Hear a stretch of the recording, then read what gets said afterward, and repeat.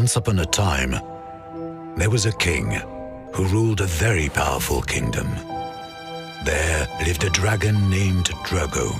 The citizens of the kingdom were frequently seen playing with Drugo for hours on end, but some people started spending too much time with Drugo. They would put their work and their families aside, as if Drugo would solve all their problems. The king concluded that Drugo was to blame for the affliction of many families and started a campaign to ban the dragon.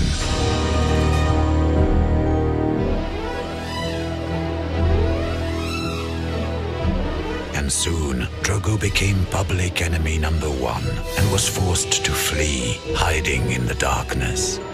But the ban was futile, as more and more people wanted to play with Drugo. Armed groups formed to make money by charging visits to the dragon. Crime and corruption ensued as these gangs started battling one another for control. A law was passed prohibiting people from having any form of contact with Drugo. Offenders were to be arrested. Soon, the dungeons were crowded with non-violent offenders who were treated mercilessly, including people who were dependent on being with Drugo. The king started investing enormous amounts of the royal treasure into a war against Drugo.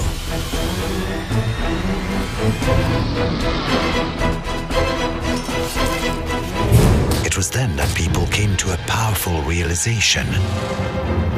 The more they fought Drugo,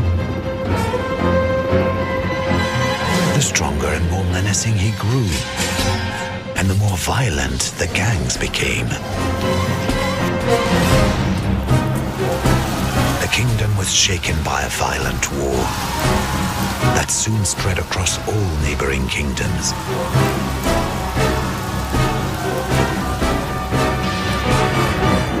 The war went on for more than 40 years, causing death, poverty, and destruction.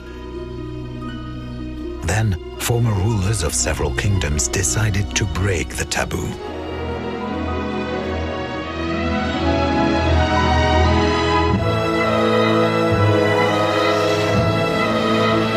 People began to recognize that war and violence against Drugo were the main problems. Attitudes changed. As the dragon was brought under the kingdom's control, Drugo slowly returned to his original size.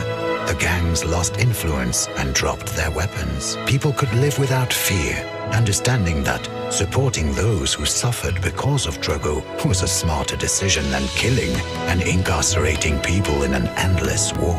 The story didn't end there, nor did everyone live happily ever after. But the kingdom saw that while a world without Drugo may be a utopia, one with less violence and suffering could be very real.